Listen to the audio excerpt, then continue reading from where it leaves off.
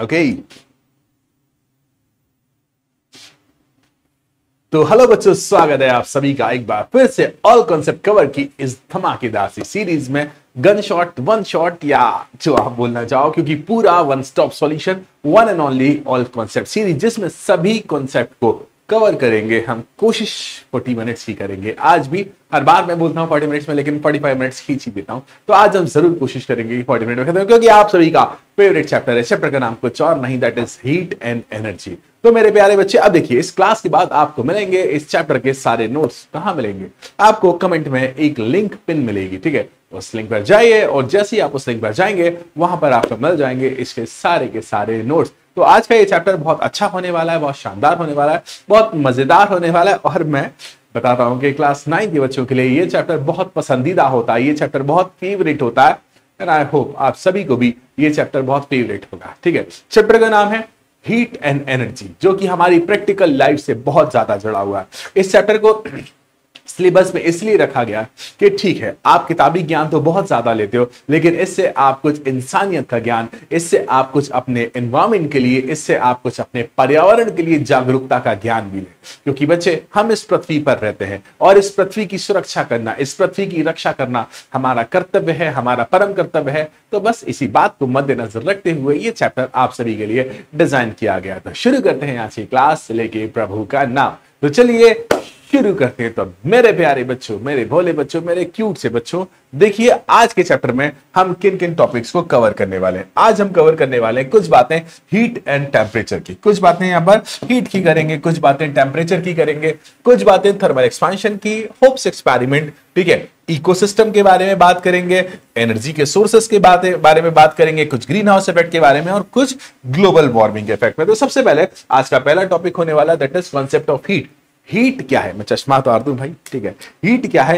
Heat एक प्रकार की एनर्जी है। हीट एक तरह की एनर्जी है जो कि किसी भी सब्सटेंस के अंदर प्रेजेंट मॉलिक्यूल्स के मोशन के कारण होती है, ठीक है? जब भी किसी सब्सटेंस के पास मॉलिक्यूल, भाई दुनिया में ऐसी कोई चीज नहीं है जिसके पास मॉलिक्यूल्स ना हो, तो जब उसके पास मॉलिक्यूल्स हैं तो उसके अंदर के मॉलिक्यूल्स मोशन में होंगे, और जब वो मॉलिक्यूल्स एक दूसरे के बीच मोशन, रैंडम मोशन में होंगे, तो उस मोशन के कारण उसमें एक एनर्जी, इंटरनल एनर्जी बन जाएगी। क्योंकि हम अंदर के मॉलिक्यूल्स की बात कर रहे हैं, उस इंटरनल एनर्जी को ही क्या कहा जाता है बच्चा? हीट कहा जाता है। तो बच्चा देखो, बेसिकली जो हीट होती है वो इंटरनल एनर्जी होती है इन मॉलिक्यूल्स के रैंडम मोशन के कारण। मैं रैंडम मोशन की बात क्यों कर रहा हूं? क्योंकि डिफरेंट डिफरेंट डायरेक्शन में इनका मोशन होता है। अच्छा, एक देखो, जितनी ज्यादा इंटरनल एनर्जी उतनी ज्यादा हीट। मैं फिर से कह रहा हूं, जितनी ज्यादा इंटरनल एनर्जी उतनी ज्यादा हीट। बच्चा याद रखना है ना, कि अगर किसी ऑब्जेक्ट की हीट आपको बढ़ाना है तो उसके अंदर जो मॉलिक्यूल्स प्रेजेंट है, उन मॉलिक्यूल्स की इंटरनल काइनेटिक एनर्जी को बढ़ाना पड़ेगा, तो अमाउंट ऑफ हीट ऑटोमेटिकली बढ़ जाएगा। एक बात याद रखना कि हीट एक एनर्जी की फॉर्म है, और अगर हम बात करते हैं एनर्जी की, तो एनर्जी के सारे कॉन्सेप्ट यहां पर एप्लीकेबल हैं, ठीक है? जैसे अगर हमें हीट की बात करना हो तो हम एनर्जी की यूनिट को यूज कर सकते हैं। जैसे अगर हम एनर्जी के कुछ भी कॉन्सेप्ट को यहां पर लगाना चाहें तो आराम से लगा सकते हैं, क्योंकि जो हीट है वही एनर्जी है, जो एनर्जी है वही हीट है, ठीक है? याद रखना, ये बातें हमारे काम आएंगी। तो आगे बढ़ते हैं कुछ और बातों में, ठीक है? अब बच्चा देखो, बेसिकली हीट की हेल्प से हम एनर्जी की फॉर्म को एक्सप्लेन कर सकते हैं, ठीक है ना? बेसिकली है क्या हीट? तो मैंने आपसे कहा कि हीट इंटरनल एनर्जी है मॉलिक्यूल्स के मोशन के कारण, ठीक है? इमेजिन करिए कि आपके आसपास की जो हीट है, आपके आसपास का जो टेम्परेचर है, तो वो टेम्परेचर का राइज किसके कारण है? तो वो राइज है सिर्फ और सिर्फ हीट के कारण है, ठीक है? जैसा कि मैंने अपने शब्दों में कहा था कि जब जब हम बात करेंगे हीट की, तो हीट पर एनर्जी के सारे कॉन्सेप्ट लगाएंगे। तो यहां पर भी हम एनर्जी के कॉन्सेप्ट लगाएंगे, मतलब यूनिट जो एनर्जी की होगी वही हमारी हीट की होगी। तो एनर्जी की यूनिट जो होती है वो होती है जूल, और सीजीएस यूनिट एनर्जी की जो होती है वो होती है अर्ग, ठीक है? अच्छा देखो, हीट को मेजर करने के लिए एक अलग यूनिट का भी यूज किया जाता है, दैट इज कैलोरी, ठीक है? कैलोरी या फिर किलो कैलोरी भी यूज किया जाता है। 1 कैलोरी जो होता है, it is equal to 1000 calorie. और बच्चा देखो, 1 calorie is equal to 4.18 joule. इस बात को ध्यान रखना, and 1 joule is equal to 0.4 calorie, ठीक है? इस बात को भी ध्यान रखना, ये हमारे काम में बहुत ज्यादा पूछा जाता है, ठीक है? अच्छा देखो, हीट फ्लो होती है बच्चा हायर हीट से लेकर लोअर हीट की तरफ, मतलब जिसके पास ज्यादा हीट होगी वो हीट फ्लो होगी बच्चा, जिसके पास कम हीट होगी उसकी तरफ। इस कॉन्सेप्ट को मैं ज्यादा अच्छे से टेम्परेचर की सहायता से समझा पाऊंगा। अच्छा, एक सवाल आपके मन में आ रहा होगा कि हाउ टू डिफाइन 1 कैलोरी। आपके दिमाग में एक क्वेश्चन जरूर आ रहा होगा कि हाउ टू डिफाइन 1 कैलोरी। तो बच्चा आपको 1 ग्राम वाटर लेना, ठीक है। 1 ग्राम वाटर के टेम्परेचर को 14.5 डिग्री सेल्सियस से 15.5 डिग्री सेल्सियस तक बढ़ाने के लिए आपने कुछ ना कुछ अमाउंट ऑफ हीट दिया होगा। उस अमाउंट ऑफ हीट को ही कहा जाता है 1 कैलोरी। मैं एक बार रिपीट कर रहा हूं, 1 ग्राम पानी के टेम्परेचर को 14.5 से लेकर 15.5 डिग्री सेल्सियस तक बढ़ाने में जो अमाउंट ऑफ हीट लगा है उसे ही कहा जाता है 1 कैलोरी, ठीक है। अब आपके मन में सवाल आ रहा होगा कि वाई 14.5 टू 15.5, क्यों हमने 6 to 7 नहीं लिया, क्यों हमने 7 to 8 नहीं लिया, क्यों हमने 8 to 9 नहीं लिया, क्यों हमने 20 to 21 नहीं लिया? क्योंकि ऐसा देखा गया है कि हर बार 7 to 8 टेम्परेचर को बढ़ाने के लिए, मतलब 60 डिग्री से 8 डिग्री तक लाने में इक्वल अमाउंट ऑफ हीट नहीं लगता। और जब इक्वल अमाउंट ऑफ हीट नहीं लगता, हर बार अलग अमाउंट ऑफ हीट लगता है टेम्परेचर को सेम बढ़ाने के लिए, तो वहां पर हम कांस्टेंट वैल्यू रिप्रेजेंट नहीं कर पाते। और जब हम यूनिट को रिप्रेजेंट करते हैं तो एक कांस्टेंट वैल्यू की बात की जाती है। तो जब ऐसा देखा गया कि जब पानी के टेम्परेचर को, हम पानी से ज्यादा फेमिलियर होते हैं इसलिए हम बार बार पानी की बात करते हैं, जब पानी के टेम्परेचर को 14.5 से 15.5 डिग्री सेल्सियस बढ़ाया जाता है तो हर बार इक्वल अमाउंट ऑफ हीट लगता है और उस अमाउंट ऑफ हीट को ही कहा जाता है 1 कैलोरी। अब हम बात कर रहे थे यहां पर 1 ग्राम ऑफ वाटर की। अगर हम यहां पर बात करेंगे 1 किलोग्राम ऑफ वाटर की और वहां पर भी हम टेम्परेचर को 14.5 डिग्री सेल्सियस से 15.5 डिग्री सेल्सियस तक बढ़ाएंगे तो उसे कहेंगे कुछ और नहीं 1 किलो कैलोरी। 1 ग्राम 1 कैलोरी को रिलेट करता है और 1 किलोग्राम 1 किलो कैलोरी को रिलेट करता है। बेटा याद रखना ये सारी बातें। अब अगला है टेम्परेचर, ठीक है। अब अच्छा देखो, टेम्परेचर ही हमें बताता है, यहां पर एक स्पेलिंग की थोड़ी सी मिस्टेक है, ठीक है, यहां पर टी मिसिंग है, ठीक है। टेम्परेचर है क्या? टेम्परेचर हमको बताता है कि कोई भी बॉडी कितनी ज्यादा गर्म है या फिर कोई भी बॉडी कितनी ज्यादा ठंडी है। एग्जाम्पल के लिए अगर आपके सामने पानी रखा हुआ है और मैंने बोल दिया भाई साहब 100 डिग्री सेल्सियस पर है, तो आपके दिमाग में आ जाएगा भाई जैसे ही मैं हाथ लगाऊंगा वैसे ही गड़बड़ हो जाएगी। लेकिन अगर मैं बोल दूंगा भाई साहब 3 डिग्री सेल्सियस है, तो आपके दिमाग में इमेज बन जाएगी भाई बहुत ठंडा पानी है, वैसे ही हाथ लगाऊंगा वैसे ही ठंड लग जाएगी। तो बच्चा टेम्परेचर जो होता है ये हमको बताता है डिग्री ऑफ हॉटनेस, ठीक है।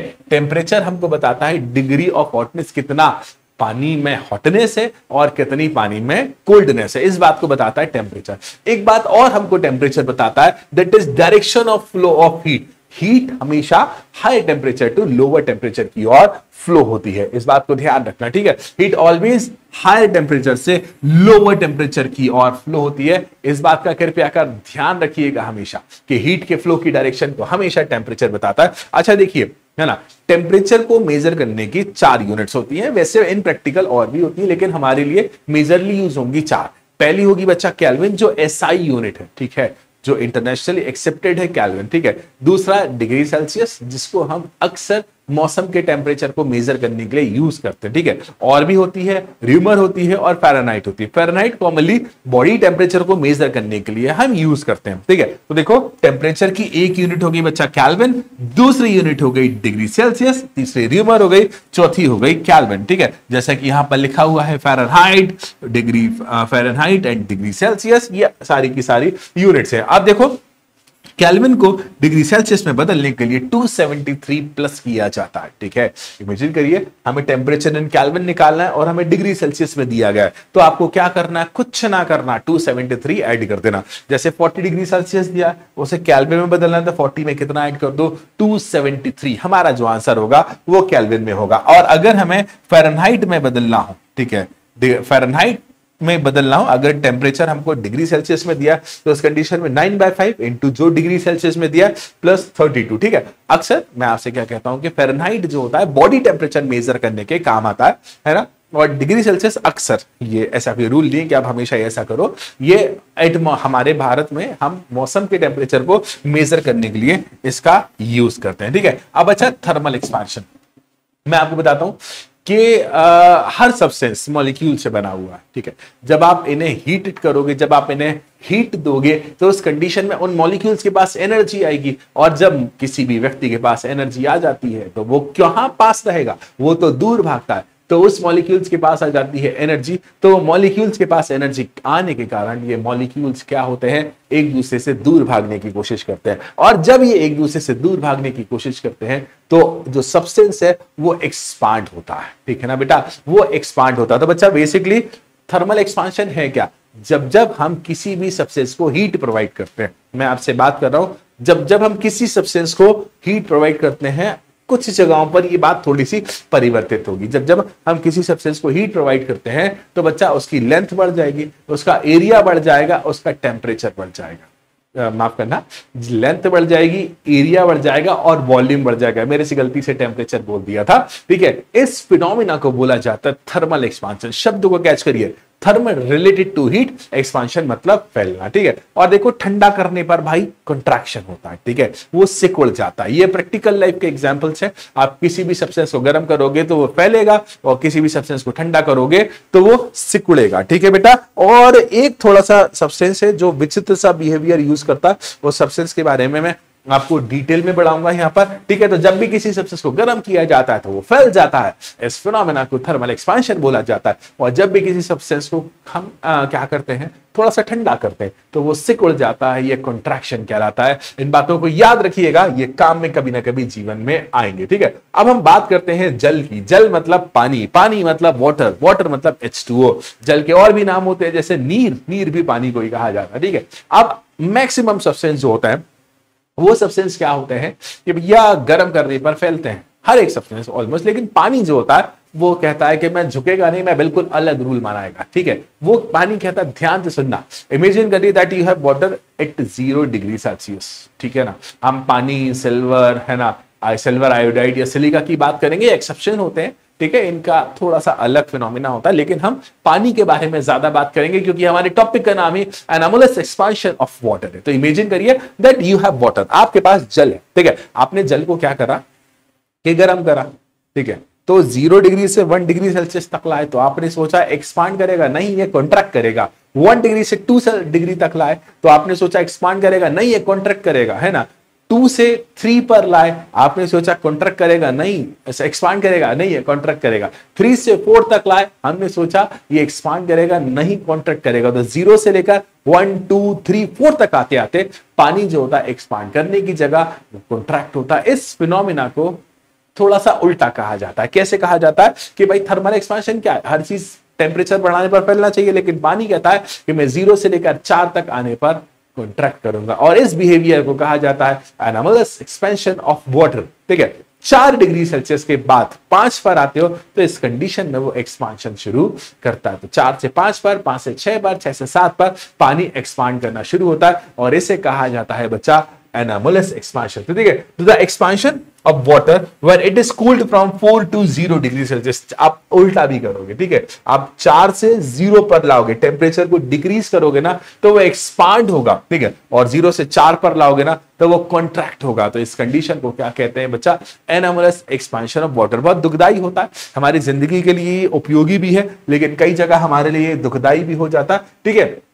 इस बात को समझने के लिए एक ग्राफ हम बनाते हैं, यहां पर आपको अच्छी तरह से और अच्छे से समझ आ जाएगा, ठीक है। अब देखिए बच्चा, आपने टेम्परेचर को लिया है एक्स एक्सिस पर, ठीक है, 2 4 6 8 10, और यहां पर वॉल्यूम जो ली है आपने ली है वाई एक्सिस पर 0.999 मतलब 9999.1000011 लाइक है ना। अब देखो, आप ध्यान से देख रहे हो कि 0 डिग्री पर जो वॉल्यूम है वो ज्यादा है, ठीक है, वॉल्यूम जो है वो ज्यादा है। एंड जैसे जैसे जैसे जैसे हम 4 डिग्री सेल्सियस पर लाते हैं, वॉल्यूम कितनी हो गई, मिनिमम, और ऑन इंक्रीजिंग टेम्परेचर वॉल्यूम की वैल्यू क्या हो रही है, बढ़ रही है, ठीक है। अब देखो यहां पर हम विथ रिलेटेड टू डेंसिटी करते हैं, तो डेंसिटी जो होती है पानी की 4 डिग्री सेल्सियस पर मैक्सिमम होती है, और फिर डेंसिटी की वैल्यू क्या होती जाती है, कम होती जाती है। तो याद रखना, 4 डिग्री सेल्सियस पानी के लिए एक खतरे का सिग्नल होता है। 4 मतलब खतरे का सिग्नल कहने का मतलब 4 डिग्री सेल्सियस पर वो अपनी मैक्सिमम डेंसिटी पर होता है, ठीक है। आगे बढ़ते हैं, आगे बढ़ते हैं। अब इस बात को समझने के लिए एक अंकल थे जिनका नाम था टीसी होप। उन्होंने एक एक्सपेरिमेंट किया, एक्सपेरिमेंट में उन्होंने एक डिवाइस बनाई जिसको होप एक्सपेरिमेंट नाम से जाना जाता है। तो एक अंकल थे जिनका नाम था टीसी होप। उन्होंने इस बात को समझाने के लिए एक एपैरेटस बनाया जिसका नाम था होप एपैरेटस। प्रैक्टिकल लाइफ में आपको ऐसा दिखाई देता है। इसमें देखिए ये बीच में आप देख पा रहे होंगे, ये मेटल का एक सिलेंडर होता है, दिखा आपको, ये मेटल का एक सिलेंडर होता है जिसमें ये दो ओपनिंग बनी हुई है। यहां पर एक थर्मामीटर लगाते हैं बेटा, और यहां पर एक थर्मामीटर लगाते हैं, ठीक है ना, क्योंकि इनके टेम्परेचर डिफरेंस से ही हम सारी रीडिंग लेते हैं। और यहां पर आप देखिए एक और हमारा सिलेंडर है जो कि इस हमारा जो सेंट्रल सिलेंडर है उससे काफी बड़ा है और जो बीच में लटका हुआ है, ठीक है। आप एग्जाम में ये डायग्राम तो बना नहीं पाएंगे, ये वाला डायग्राम बनाना पड़ेगा। तो भैया ये रहा हमारे पास एक सिलेंडर, ठीक है। इस सिलेंडर के बीच में आपने देखिए यहां पर एक और सिलेंडर लगा दिया है, यहां पर एक थर्मामीटर, यहां पर दूसरा थर्मामीटर, और इस बीच वाले में आपको प्रोवाइड कर, पहले तो नॉर्मल टेम्परेचर पर आप पानी डालिए, देखिए उसके बाद ये बीच वाला जो एरिया है ना, यहां पर फ्रीजिंग मिक्सर, कॉमनली बर्फ डाला जाता है, ठीक है। और इस टेम्परेचर डिफरेंस को मेजर कर हम अच्छी तरह जानते हैं, टेम्परेचर डिफरेंस को मेजर कर नीचे वाला 4 डिग्री सेल्सियस पर कुछ देर में रुक जाएगा, क्योंकि पानी जो है 4 डिग्री सेल्सियस पर आकर भाई साहब मैक्सिमम डेंसिटी पर आ जाता है, ठीक है। अब देखो एनामोलस एक्सपांशन के कुछ आवश्यक उपयोग भी होते हैं, जिसमें से पाइपलाइन का फटना है ना, हमारे जो पेड़ पौधों के जो कैपिलरीज होती हैं, ठीक है, और चट्टानों की कैपिलरीज होती है, इन सब में भी यूज होता है। और जो एक्वाटिक लाइफ होती है बहुत ठंडे एरिया में, ठीक है, जब बहुत ठंडे एरिया में एक्वाटिक लाइफ जो होती है उसके सर्वाइव करने का कारण भी एनामोलस एक्सपांशन ऑफ वाटर ही है, ठीक है। अब बेटा याद रखना हमारे इकोसिस्टम में एनर्जी कहां से आती है, मतलब हम सारे के सारे मनुष्य हम जरूर एनर्जी के लिए पिज्जा खा लेते हैं, बर्गर खा लेते हैं, ड्राई मंचूरियन, नूडल्स, ये सारी चीजें खा लेते हैं, लेकिन डायरेक्टली इनडायरेक्टली हम सभी का एनर्जी सोर्स एक ही है, और वो एनर्जी सोर्स कुछ और नहीं, one and only sun, sun and sun, ठीक है। हम सभी को एनर्जी कौन प्रोवाइड करता है, तो हम सभी को एनर्जी प्रोवाइड करने के लिए वन एंड ओनली चीज जिम्मेदार है, और उस वन एंड ओनली चीज का नाम क्या है, सन। तो पहली बात तो जितनी भी बायोलॉजिकल एक्टिविटीज है, लाइक मैं ऐसे डांस कर रहा हूं, मैं ऐसे डांस कर रहा हूं, मैं ऐसे लिख रहा हूं, मैं ऐसे बोल रहा हूं, मैं अपनी आंखों को ब्लिंक कर रहा हूं, तो इन सभी के लिए आई नीड एनर्जी, ठीक है। मुझे एनर्जी कहां से मिले, जैसे कि हम जानते हैं हम तो पेड़ पौधे भी खा लेते हैं, हम तो कुछ भी खा लेते हैं भाई, लेकिन याद रखना सनलाइट से सबसे ज्यादा एनर्जी बनती है, ठीक है। तो इकोलॉजिकल सिस्टम का सबसे प्राइमरी एनर्जी सोर्स क्या है, वो है सन। अराउंड 56-60% के आसपास की जो एनर्जी होती है वो सन की है ना, एटमॉस्फेयर एब्जॉर्ब कर लेता, ठीक है। 22 से 27% जो होती है वो जमीन को गर्म करने में, पानी को गर्म करने में लग जाती है, ठीक है। बाकी ये जो है 8-10% जो एनर्जी होती है वो पेड़ पौधे फोटोसिंथेसिस की प्रोसेस में यूज कर लेते हैं, ठीक है। पेड़ पौधे फोटोसिंथेसिस की प्रोसेस में यूज कर लेते हैं, और ये प्रोसेस कई बिलियन ईयर से चली आ रही है और कई बिलियन ईयर्स तक चलती रहेगी। इसे ना आप रोक पाए हो, ना मैं रोक पाया हूं, ना ही कोई रोक पाएगा। हम इंसानों ने बहुत सारी कोशिश करी है ना कि हम इस एनर्जी को डायरेक्टली यूज कर लें, कोशिश आज भी जारी है, क्योंकि रिन्यूएबल सोर्सेज ऑफ एनर्जी है और ये एनर्जी को मतलब ग्रीन एनर्जी के लिए बहुत अच्छा होता है, ठीक है। आगे बढ़ते हैं। अब बेटा एनर्जी फ्लो इन इकोसिस्टम, मैंने आपसे कहा था कि सबसे बड़ा energy source one and only light coming from sun, ठीक है। सन से आने वाली जो लाइट होती है, पेड़ पौधे in the presence of chlorophyll, मतलब पानी, क्लोरोफिल की सहायता से पानी और CO2 की प्रेजेंस में ऐसे C6H12O6 में कन्वर्ट कर लेते हैं। और बच्चा देखो जितनी भी एनर्जी सन की पेड़ पौधों पर गिरती है वो कितनी यूज करते हैं, ओनली 0.02%, ठीक है। तो सोचो अगर इसके अमाउंट को भी बढ़ा दिया जाए तो कितना ज्यादा फोटोसिंथेसिस हो सकता है। लाइक हो सकता है समय के साथ ये सारी चीजें परिवर्तित हो जाए, हो सकता है समय के साथ ये सारी चीजें बढ़ जाएं, इट डिपेंड्स है ना, इट डिपेंड्स, हो सकता है। Possibilities are high, are possibility बहुत ज्यादा है। तो एनर्जी फ्लो इन इकोसिस्टम के बारे में बात करते हैं तो इस बात का ध्यान रखना, हमारे लिए सन सबसे बड़ा एनर्जी सोर्स है। सन से बड़ा एनर्जी सोर्स ना ही कुछ था, और आई डोंट नो फ्यूचर में होगा या नहीं, लेकिन अभी तो ऐसा कुछ भी नहीं है, ठीक है। आगे बढ़ते हैं है ना। अब अच्छा हमारा अगला टॉपिक है फूड चेन, खाने की चेन, जिसको हिंदी में खाद्य श्रृंखला भी कहा जाता है, ठीक है। कुछ वर्ड्स आएंगे, इन वर्ड्स को याद रखिएगा। सबसे पहले सन, मैं बार बार आई थिंक 7वीं 8वीं बार रिपीट कर रहा हूं कि सन हमारा मेन एनर्जी सोर्स है, ठीक है। मैं कई बार रिपीट कर चुका हूं और एक बार और रिपीट कर रहा हूं कि सन हमारा मेन एनर्जी सोर्स है, इसके बिना लाइफ पॉसिबल नहीं है, ठीक है। मैं कह रहा हूं इस पूरे यूनिवर्स का संचालन पॉसिबल नहीं है विदाउट सन, ठीक है। अब देखो सन से पेड़ पौधे इन द प्रेजेंस ऑफ, मैंने आपको बताया कि फोटोसिंथेसिस क्लोरोफिल की हेल्प से करते हैं, और बचा उसमें C6H12 नाम की एक चीज बनाते हैं जिससे उनको एनर्जी बनती है, और ये प्राइमरी प्रोड्यूसर्स होते हैं, ठीक है, अगर ये फोटोसिंथेसिस की प्रोसेस ना हो तो पूरा इकोलॉजिकल सिस्टम बदल जाए, पूरी दुनिया में लाइफ पॉसिबल ना हो। तो फोटोसिंथेसिस है ना, in the presence of water होता है, तो पानी और सन हमारे लिए बहुत ज्यादा इंपॉर्टेंट है। अगर एक भी चीज कम होती है तो कुछ तो गड़बड़ है भाई, ठीक है। अब देखिए इन पेड़ पौधे को छोटे मोटे क्रिल्स वगैरह खा लेते हैं, ठीक है ना, जो कि प्राइमरी कंज्यूमर्स होता है, ठीक है। ये पेड़ पौधे ने सन से डायरेक्टली एनर्जी बनाई, ठीक है। उन पेड़ पौधों को छोटे मोटे क्रिल्स वगैरह है ना खा लेते हैं, जिन्हें प्राइमरी कंज्यूमर्स कहा जाता है। और बच्चा देखो इन छोटे मोटे क्रिल्स को कौन खा लेता है? छोटी मोटी मछलियां, ठीक है। और इन छोटी मोटी मछलियों को हम जैसे इंसान भी खा लेते हैं और लार्ज फिश भी खा लेती हैं, ठीक है। और जैसे कि मैंने आपको बताया ना, छोटी मछलियां और बड़ी मछलियां, इनको मिलकर कौन खा लेता है? इंसान खा लेता है।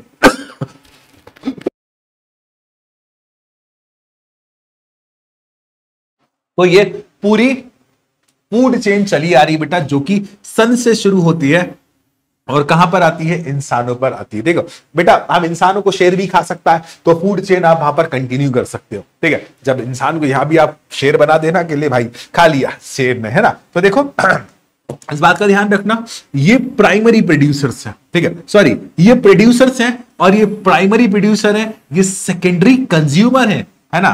प्रोड्यूसर से कंज्यूम कर रहा है, मैंने गलत शब्द बोल दिया था, प्रोड्यूसर से कंज्यूम कर रहा है तो प्राइमरी कंज्यूमर, ये सेकेंडरी कंज्यूमर, ये तीसरे लेवल के टर्शरी कंज्यूमर है, और ये हम इंसान हैं जो कि सब कुछ कंज्यूम कर जाते हैं। हम तो पेड़ भी खा लेते हैं, कुछ लोग तो क्रिल्स भी खा लेते हैं, स्मॉल फिश भी खा लेते हैं, लार्ज फिश भी खा लेते हैं, वो नेट भी खा लेंगे और इसको भी खा लेंगे, कुछ लोग तो ठीक है। आगे बढ़ते हैं बच्चा, है ना। एनर्जी फ्लो ध्यान से समझना, जैसा कि मैंने कहा था कि जो प्रोड्यूसर्स होते हैं, ठीक है, पेड़ पौधे होते हैं, अराउंड 20810 कैलोरी के आसपास एनर्जी बनाते हैं, ठीक है, अराउंड इतनी बनाते हैं, ठीक है। अब ये फ्लो चलता रहता है एनर्जी का, ठीक है। मैं आपसे क्या कह रहा हूं कि फ्लो जो है चलता रहता है, पेड़ पौधे ने बनाई कितनी? 20810, जिसमें से 11977 कैलोरी को वो पास कर पाए। कहां पर बच्चा? कुछ प्राइमरी कंज्यूमर्स की तरफ, है ना, हार्बीवर्स, कुछ कीट पतंगे कह सकते हो आप इन्हें, ठीक है, जिनमें से 3368 कैलोरी उन्होंने बनाई। उसके बाद 1890 कैलोरी गई भाई, ठीक है। किसमें? भाई उनको जीवन जीने के लिए भी तो जरूरी है। आप इस एनर्जी को अगर ट्रांसफर ही कर दोगे तो वो अपनी खुद की लाइफ कैसे चलाएंगे? सांस लेना, भाई जिंदगी चलाने के लिए उनका दिल भी धड़कता होगा, ठीक है। इनको खा जाते हैं छोटे मोटे चूहे, ठीक है। तो ये सेकेंडरी कंज्यूमर हो गया, इन्होंने भी एनर्जी बनाई, लगभग 316 कैलोरी इन्होंने अपनी लाइफ को यूज करने के लिए बना ली, ठीक है। अब अगला है टर्शरी कंज्यूमर, लगभग 21 कैलोरी के आसपास, है ना, इन्होंने एनर्जी बनाई, और ये फ्लो चलता रहेगा बेटा, ठीक है। याद रखना शुरुआत कहां से हो रही है? One and only energy source in this universe, that is sun, ठीक है। तो शुरुआत सन से हो रही है। मुझे जब मैं बैच में पढ़ा रहा था तो बच्चों को बहुत फेवरेट लग रहा था ये चैप्टर, ठीक है, बहुत फेवरेट, बच्चे बहुत खुश थे, सर बार बार पढ़ाइए, ठीक है। तो देखिए जैसा कि एनर्जी फ्लो है वो डायग्राम यहां पर रिपीटेड है, ठीक है। सोलर एनर्जी कौन बनाएगा? पेड़ पौधे। फोटोसिंथेसिस से ग्रॉस प्रोडक्शन कितना हुआ? 20810। रेस्पिरेशन में इसने 11977 यूज कर ली, रेस्पिरेशन मतलब खुद के शरीर के संचालन में, ठीक है। नेट प्रोडक्शन कितना हुआ भाई? इससे 8838, इसको कंज्यूमर पहुंचा दिया, ठीक है, प्राइमरी कंज्यूमर से। इसमें से 5465 वेस्ट हो गया, है ना, इन कीट पतंगों ने, हार्बीवर्स कहा जाता है, ठीक है। इन्होंने रेस्पिरेशन में 1890 यूज करी, ठीक है। 1890 जब यूज कर ली तो लगभग 1478 कैलोरी इन्होंने प्रोड्यूस करी, ठीक है। अब 1478 गई अगली कार्निवर्स की तरफ, ठीक है, ऐसे चूहे वगैरह होते हैं जो इनको खा जाते हैं, ठीक है। और बच्चा अगेन इन्होंने 316 कैलोरी को अपने खुद के जीवन के लिए उपयोग करा, तो कितना नेट प्रोडक्शन हुआ? 66 कैलोरी का, ठीक है। अब इन चूहों को खा जाते हैं ऐसे बाज वगैरह, ठीक है। ये टर्शरी कंज्यूमर्स होते हैं, कार्निवर्स होते हैं बच्चा ये, ठीक है। अब अगेन इन्होंने कितनी एनर्जी ली थी? 67 में से रेस्पिरेशन में 15 कैलोरी के आसपास चली गई, तो नेट जो हो गई वो लगभग 21 कैलोरी के आसपास हो गई, तो लगभग 6 कैलोरी की एनर्जी वेस्ट भी हो जाती है। तो ये पूरा एनर्जी साइकिल है, ठीक है, जो कि आपके जीवन में कभी ना कभी यूज होगा। अब हम बात करते हैं सोर्स ऑफ एनर्जी की, ठीक है। मैं आपसे क्या कह रहा हूं, चाहे हम लिविंग ऑर्गेनिज्म की बात करें, चाहे हम नॉन लिविंग ऑर्गेनिज्म की बात करें, चाहे हम बायोलॉजिकल टर्म्स की बात करें, चाहे हम इलेक्ट्रिकल टर्म्स की बात करें, ठीक है, हम किसी की भी बात करें, ठीक है ना, इस दुनिया में हम किसी की भी बात करें बच्चा, याद रखना उन सभी को एनर्जी की जरूरत होती है, ठीक है। तो ऐसा सोर्स होना चाहिए जो कि काफी लंबे समय तक हमको एनर्जी प्रोवाइड कर सके। ऐसा तो है नहीं कि भाई कोई सोर्स है 2 मिनट एनर्जी प्रोवाइड करेगा, खत्म, टाटा बाय बाय, ठीक है। दूसरा, पहली बात तो ऐसा सोर्स होना चाहिए कि कम मास और कम वॉल्यूम में बहुत ज्यादा एनर्जी दे दे। ऐसा सोर्स होना चाहिए कि जो कि इजीली एक जगह से दूसरी जगह तक जा सके। ऐसा सोर्स होना चाहिए जो कि आसानी से मिल सके। ऐसा सोर्स होना चाहिए जो कि सस्ता भी होना चाहिए। कॉमनली एनर्जी सोर्सेस को 2 फॉर्म में कन्वर्ट किया जाता है, एक रिन्यूएबल है ना, रिन्यूएबल भी कहा जाता है जिनको नॉन कन्वेंशनल सोर्सेस कहते हैं, एक नॉन रिन्यूएबल सोर्सेस जिसको कन्वेंशनल सोर्सेस ऑफ एनर्जी कहा जाता है। एक एक कर हम सबके बारे में बात करते हैं बच्चा। रिन्यूएबल सोर्सेस ऐसे सोर्सेस जो हमेशा हमको एनर्जी प्रोवाइड करते रहेंगे, हमेशा हमेशा हमेशा, जब तक ये यूनिवर्स है तब तक ये एनर्जी हमको मिलती रहेगी। ऐसे हम कहते हैं रिन्यूएबल सोर्सेस।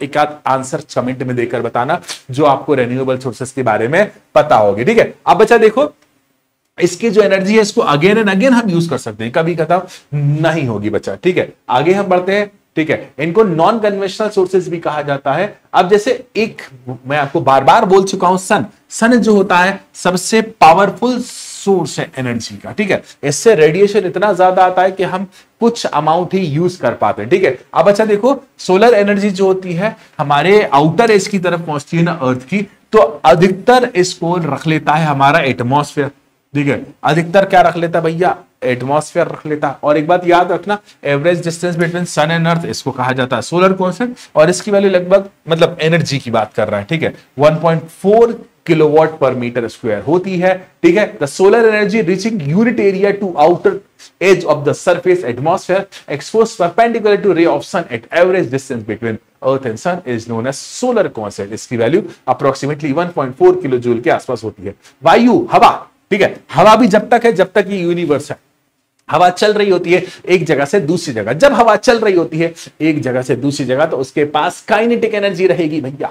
जब उसके पास काइनेटिक एनर्जी रहेगी तो क्यों ना हम उस काइनेटिक एनर्जी का यूज कर हमारी जिंदगी में अलग अलग उपाय करें। तो इस काइनेटिक एनर्जी को क्या कहा जाता है, विंड एनर्जी, है ना। मतलब भाई हवा चल रही है, हम विंडमिल घुमा देंगे, और विंडमिल जब हम घुमा देंगे तो उससे काइनेटिक एनर्जी मैकेनिकल एनर्जी में, मैकेनिकल एनर्जी इलेक्ट्रिकल एनर्जी में कन्वर्ट हो जाएगी, दैट इज विंड एनर्जी, ठीक है। और जो काइनेटिक एनर्जी होगी, है ना, पानी की, क्योंकि पानी भी हाई एलिवेशन से लो एलिवेशन की ओर बढ़ता है, साधारण शब्दों में कहें ऊंचाई से गहराई की ओर बढ़ता है। और पानी जब ऊंचाई से गहराई की ओर बढ़ रहा है तो उसकी एनर्जी का यूज भी हम कर सकते हैं, ठीक है। और इस एनर्जी को क्या कहा जाता है, हाइड्रो एनर्जी, ठीक है। और भी बातें करेंगे। अब अच्छा, कुछ रिन्यूएबल एनर्जी सोर्सेस की बात करेंगे, जैसे बायोमास, ठीक है। मैं आपको बात बताता हूं, जैसे कुछ वेस्टेज मटेरियल हो गया, जैसे पेड़ पौधों के डेथ पार्ट, पेड़ पौधों का वेस्टेज, टूटे पेड़, खराब पत्तियां, है ना, इन सब से जब हम, जैसे डेथ एनिमल, उनकी डेड बॉडीज, इन सब से जब हम एनर्जी बनाते हैं तो उस एनर्जी को ही कहा जाता है बायोमास एनर्जी। इन सब के पास, इन डेथ ऑर्गेनिज्म के पास, जब लिविंग, इनके पास जब लिविंग सेल्स थे तो लिविंग सेल्स जब ये जिंदा थे तो मरने के बाद वो कार्बन कंपाउंड्स में यूज हो जाते हैं, ठीक है। अब अच्छा देखो, इनके पास बहुत सारी केमिकल एनर्जी होती है, और इस बहुत सारी केमिकल एनर्जी जो बायोमास के अंदर प्रेजेंट होती है उसे कहा जाता है बायो एनर्जी, ठीक है। अब अच्छा देखो, जैसे बायोगैस आपने सुना होगा कभी ना कभी।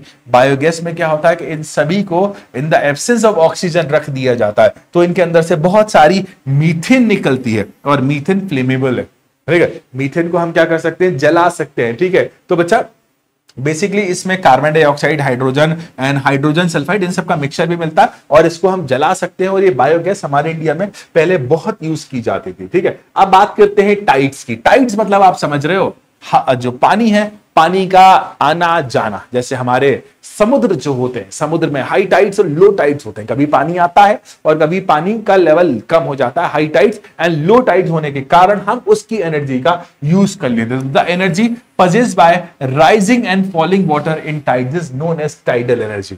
मैं फिर से कह रहा हूं, the energy possessed by rising and falling water in tides is known as tidal energy. तो एनर्जी जो होती है पानी के बढ़ने या पानी के कम होने के कारण हम जिसका उपयोग करेंगे आगे इलेक्ट्रिसिटी बनाने के लिए कॉमनली यूज किया जाता है, उस एनर्जी को कहा जाता है टाइडल एनर्जी। टाइडल एनर्जी जो होती है बहुत समय से उपयोग की जाती है। एक दिक्कत ये भी है कि काफी कॉस्टली होती है, ये सिर्फ सी एरिया के आसपास ही वैलिड है, और थोड़ी सी महंगी भी पड़ती है। महंगी मतलब इसका सेटअप थोड़ा सा महंगा पड़ता है, ठीक है। आगे और हम बात करते हैं ओशियन। ओशियन आप जानते हो कि समुद्र, ठीक है। ओशियन एक चीज ऐसी देखी गई है कि जैसे जैसे आप समुद्र की गहराई में जाते जाओगे, the temperature of water present in the समुद्र विल इंक्रीज, ठीक है। समुद्र की गहराई के अंदर जो पानी है उसका टेम्परेचर क्या होता जाएगा, इंक्रीज होता जाएगा। तो अब जैसे जैसे आप गहराई में जाते गए, जब आप गहराई में गए तो गर्म पानी मिला, ठीक है। और जब गर्म पानी मिला, कैसे मिला, हीट को उसने एब्जॉर्ब कर लिया, ठीक है। तो बच्चा देखो, अब उस टेम्परेचर डिफरेंस के कारण, ठीक है, उस टेम्परेचर डिफरेंस के कारण पानी ऊपर नीचे होता है, ठीक है, पानी ऊपर नीचे होता है, ठीक है। और उस पानी के ऊपर नीचे होने के कारण उससे जो एनर्जी बनाई जा सकती है उसे ओशियन थर्मल एनर्जी कहा जाता है, ठीक है। और बात करते हैं हम जैसे वेव्स एनर्जी। आपको पता है due to gravity of moon और अर्थ की ग्रेविटी के कारण जो हवा के चलने का जो मोशन है, इन सभी के कारण पानी में जो लहरें बनती है, ठीक है, जो अपर सरफेस पर जो होती है उनकी काइनेटिक एनर्जी बहुत ज्यादा होती है, जिसके कारण कुछ ना कुछ ओशियन वेव्स बनती है या सी वेव्स बनती हैं। और जब ये चल रही हैं तो इनके पास काइनेटिक एनर्जी होगी, और जब इनके पास काइनेटिक एनर्जी होगी तो क्यों ना हम इस काइनेटिक एनर्जी का यूज कर लें। कैसे, इस काइनेटिक एनर्जी को हम मैकेनिकल एनर्जी में कन्वर्ट करेंगे, और मैकेनिकल एनर्जी को हम कन्वर्ट करेंगे इलेक्ट्रिकल एनर्जी में, जिसको हम प्रैक्टिकल लाइफ में कई जगह यूज कर सकते हैं। आगे बढ़ते हैं अगले की तरफ, दैट इज न्यूक्लियर फ्यूल, ठीक है। ये आज के समय की डिमांड है, ठीक है, आज के समय की डिमांड है, that is nuclear fuel as a source of energy. ऐसा देखा गया है और ऐसा होता भी है कि जो कुछ मटेरियल्स हैं, है ना, जिनको रेडियो एक्टिव मटेरियल्स कहा जाता है, उनके पास ट्रिमेंडस अमाउंट ऑफ एनर्जी है। ट्रिमेंडस अमाउंट इसलिए कह रहा हूं कि हम इसका उपयोग अक्सर डिस्ट्रक्टिव इंटेंशन के लिए करते हैं। एटम बम बना दिया, हाइड्रोजन बम बना दिए, है ना। तो भाई इनके पास, इनके न्यूक्लियस के पास high amount of energy present है, और उस हाई अमाउंट ऑफ एनर्जी का हम क्या करेंगे, उस हाई अमाउंट ऑफ एनर्जी का कुछ नहीं करेंगे। उस हाई अमाउंट ऑफ एनर्जी का हम कंस्ट्रक्टिव वे में यूज करेंगे, तो हम उसे nuclear fuel as a source of energy की बात करेंगे। डिस्ट्रक्टिव में तो हमने बम बना दिए भाई, ठीक है। तो देखिए, जब न्यूक्लियर को फ्यूज या फिजन किया जाता है, मतलब बड़े न्यूक्लियर को मिला दिया जाता है ना, सॉरी, छोटे न्यूक्लियर को मिलाकर बड़े बना दिया जाता है, या बड़े न्यूक्लियर को तोड़कर छोटे बना दिया जाता है, तो इस कंडीशन में बहुत सारी एनर्जी बनेगी, बहुत सारी एनर्जी बनेगी, जिससे कहा जाता है न्यूक्लियर एनर्जी, ठीक है। न्यूक्लियर फ्यूजन और न्यूक्लियर फिजन की प्रोसेस जिसे कहा जाता है। अब एक अंकल थे जिनका नाम था आइंस्टीन, इन्होंने एक इक्वेशन दी, according to this equation E is equal to mc square. Energy को हम मास में कन्वर्ट कर सकते हैं, है ना, तो अब सॉरी, मास को एनर्जी में कन्वर्ट कर सकते हैं। तो बाय दिस प्रिंसिपल, ठीक है, हमने जो एनर्जी बनाई उसे क्या कहा गया बच्चा, न्यूक्लियर एनर्जी। मैंने आपको कहा था कि हम जब इसका कंस्ट्रक्टिव यूज करेंगे तो वो एनर्जी की फॉर्म में आएगा, डिस्ट्रक्टिव यूज करेंगे तो बम की फॉर्म में आएगा, ठीक है। तो हम मनुष्य हैं, है ना, कोशिश यही करेंगे कि हम कंस्ट्रक्टिव ही बढ़े। अब नॉन रिन्यूएबल और कन्वेंशनल सोर्सेज ऑफ एनर्जी, देखो बेटा, हम गाड़ी में पेट्रोल डालते हैं, गाड़ी में डीजल डालते हैं।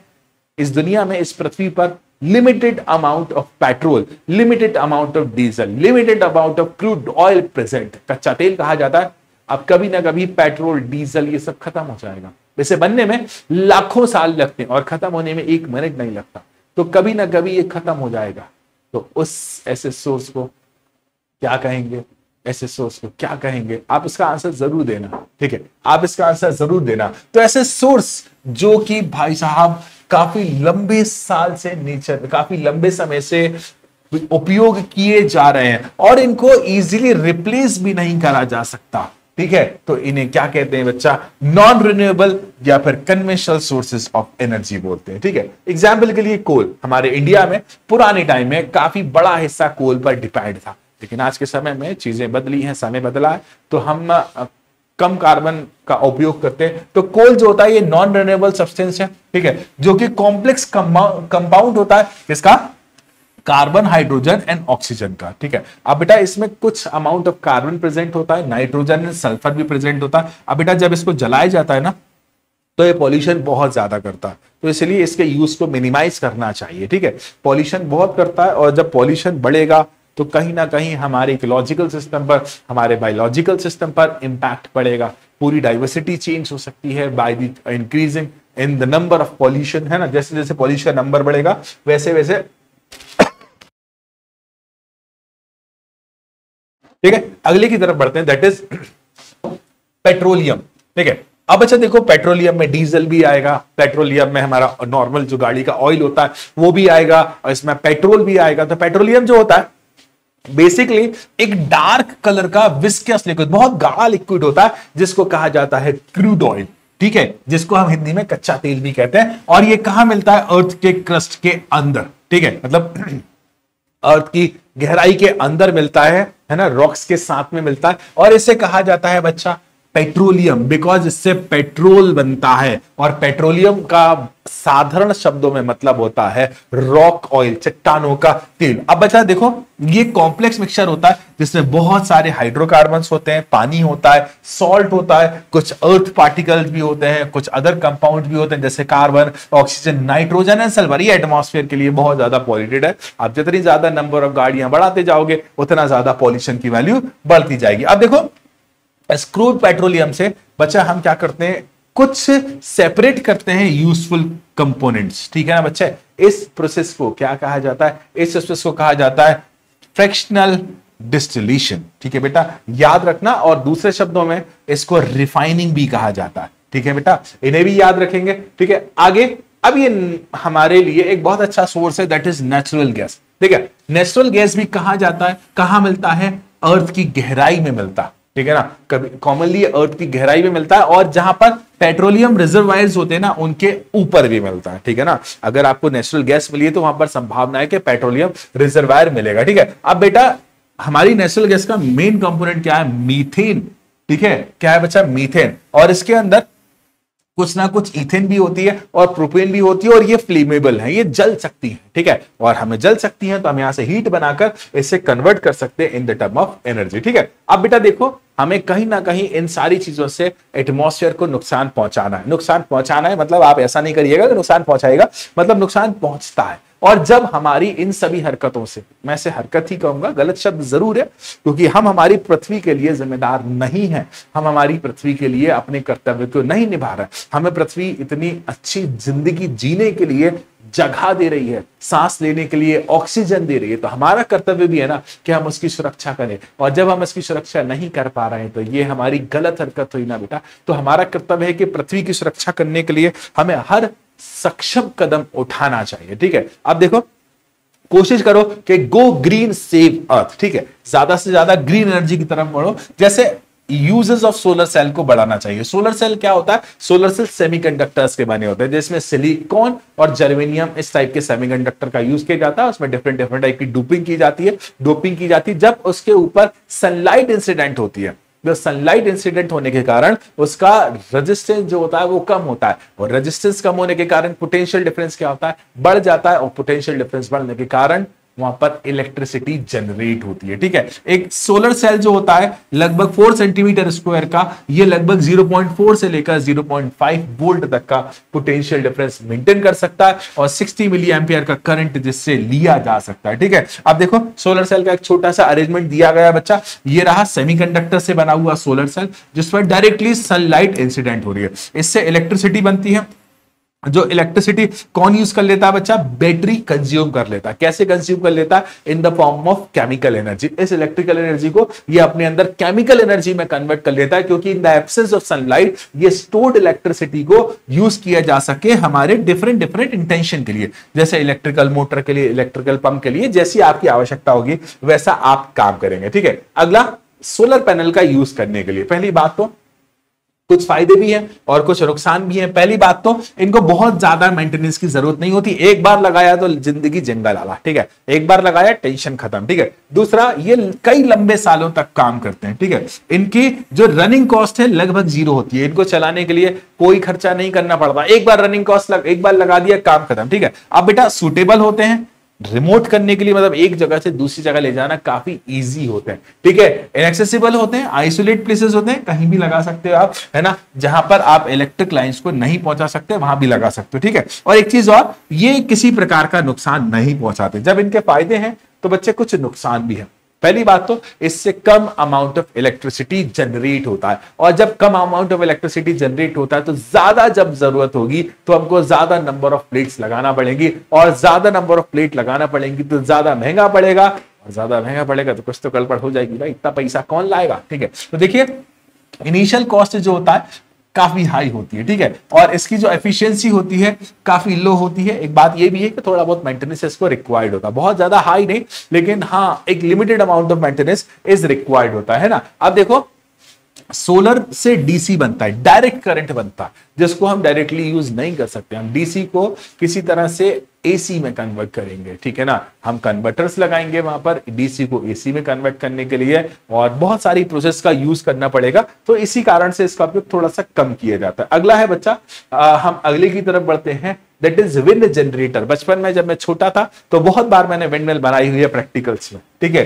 तो विंड जनरेटर, इसमें क्या होता है, हवा की काइनेटिक एनर्जी से ये जो पंखा होता है, ये पंखा घूम रहा होता है। अब ये पंखा जो घूम रहा होता है तो यहां पर एक डायनेमो लगा होता है। डायनेमो एक ऐसी डिवाइस होती है जो मैकेनिकल एनर्जी को इलेक्ट्रिकल एनर्जी में कन्वर्ट करता है। तो जो इलेक्ट्रिकल एनर्जी है हम उसको डिफरेंट डिफरेंट इंटेंशन के लिए यूज कर सकते हैं। इसके बहुत से फायदे हैं तो बहुत से नुकसान भी हैं, ठीक है। बहुत से फायदे हैं तो बहुत से नुकसान भी हैं। पहली बात तो फायदे की बात करते हैं तो किसी प्रकार का कोई पॉल्यूशन नहीं होगा, ठीक है। उसके बाद ये काफी लंबे टाइम तक काम करती रहेगी। अब थोड़े से इसकी लिमिट्स की बात करते हैं। ये वहीं पर लगा सकते हो जहां पर स्पीड हवा की 15 किलोमीटर पर आवर से ज्यादा, इससे कम में ये काम नहीं करेगा। इससे ज्यादा स्पीड चाहिए, इससे कम में काम करेगा ही नहीं, ठीक है। अब देखो लार्ज एरियाज रिक्वायर्ड है, क्योंकि हवा की काइनेटिक एनर्जी को बनाए रखने के लिए ओपन काफी एरिया रिक्वायर्ड है। और इसके अलावा इसका स्टेब्लिशमेंट बहुत महंगा पड़ता है, बहुत महंगा पड़ता है भैया, बहुत गरीबी आ जाती है इसको लगवाने के कारण, ठीक है। अब देखो हाइड्रा एनर्जी से इलेक्ट्रिकल एनर्जी कैसे बनाई जाती है, ठीक है।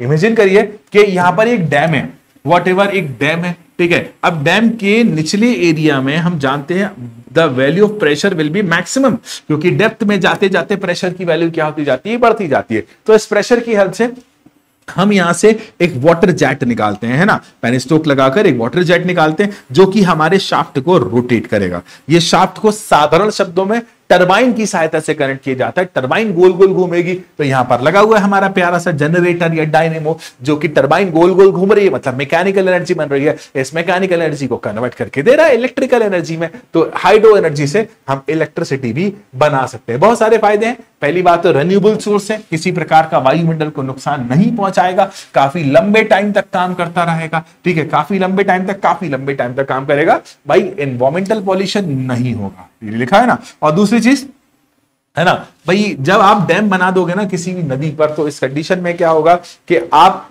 वहां पर बाढ़ को कंट्रोल कर पाओगे। और डैम बना दोगे ना तो आसपास के एरिया में थोड़ा सा फायदा भी हो जाएगा। कैसा फायदा कि वहां पर थोड़ी खेती बाड़ी बढ़ जाएगी, जमीनों के दाम भी बढ़ जाएंगे, ठीक है। आगे बढ़ते हैं, है ना। न्यूक्लियर एनर्जी, ये भैया बहुत खतरनाक टॉपिक है। न्यूक्लियर एनर्जी जो होता है आज के जमाने की बहुत बड़ी डिमांड है। अगर इसका कंस्ट्रक्टिव यूज कर लिया तो इसको लगा डाला तो जिंदगी जिंगल आ रहा। तो न्यूक्लियर एनर्जी जो बनती है कॉमनली न्यूक्लियर फिजन या न्यूक्लियर फिजन दोनों से बनाई जा सकती है। Basically nuclear energy generator nuclear fission की होती है, ठीक है। अब देखो क्या होता है कि मैं आपको छोटा सा एग्जांपल देता हूं। यूरेनियम 235 पर जब हम बॉम्बर्ड करते हैं क्या, न्यूट्रॉन को बॉम्बर्ड करते हैं ना, तो यूरेनियम 238 में बदल जाता है, जो कि हाईली रेडियो एक्टिव होता है। तो उसके बाद क्या आता है, वो अपने आप को स्प्लिट कर लेता है, ठीक है। उसके बाद क्या करता है, अपने आप को स्प्लिट कर लेता है, छोटे छोटे मॉलिक्यूल्स में तोड़ लेता है, लाइटर न्यूक्लियर में तोड़ लेता है। और उनमें जो मास डिफेक्ट होता है, मास में जो अंतर होता है, वो मास कन्वर्ट हो जाता है एनर्जी में।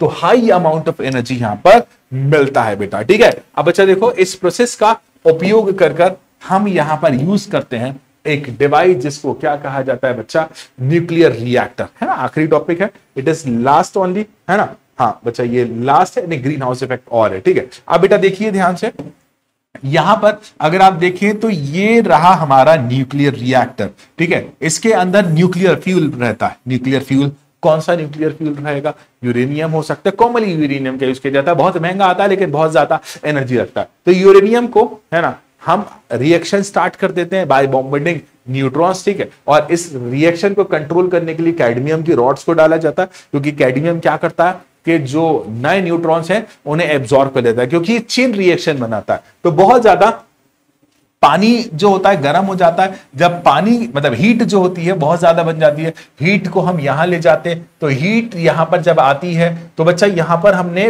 पानी के लिए एक ट्यूब लगाई हुई है, ठीक है। जब हीट यहां पर आएगी तो जो ट्यूब है ना, इस ट्यूब के अंदर जो पानी है वो पानी काफी गर्म हो जाएगा और पानी गर्म होकर स्टीम में कन्वर्ट हो जाएगा। और जिस स्टीम टरबाइन को रोटेट करेगी और टरबाइन को रोटेट करेगी तो यहां पर जनरेटर क्या करेगा, मैकेनिकल एनर्जी को इलेक्ट्रिकल एनर्जी में कन्वर्ट कर देगा। अब देखो यहां से हीट ठंडी होकर वापस यहां आ गई तो ये साइक्लिक वे में हीट का फ्लो होता रहेगा। पंप की हेल्प से हम इसको ऐसे हीट को चलाते रहेंगे। अब हम बढ़ते हैं, ठीक है, अगले टॉपिक की तरफ। कुछ फायदे, पहली बात तो बेटा फायदे इसको मैं बताता हूं, इससे आप बहुत ज्यादा अमाउंट ऑफ एनर्जी बना सकते हो, ठीक है, बहुत ज्यादा अमाउंट ऑफ एनर्जी बना सकते हो। और एक बार आपने न्यूक्लियर पावर प्लांट लगा दिया तो कई सालों तक आप इलेक्ट्रिसिटी बना सकते हो, ठीक है। अब इसके नुकसान, ये पहली बात तो ये क्लीन सोर्स नहीं है, एनवायरमेंट को बहुत ज्यादा नुकसान पहुंचाएगा, आसपास काम करने वाले लोगों को बहुत ज्यादा नुकसान पहुंचाएगा, तो बहुत खतरनाक है ये ह्यूमन बॉडी के लिए। और बच्चा इसका जो वेस्ट होता है ना,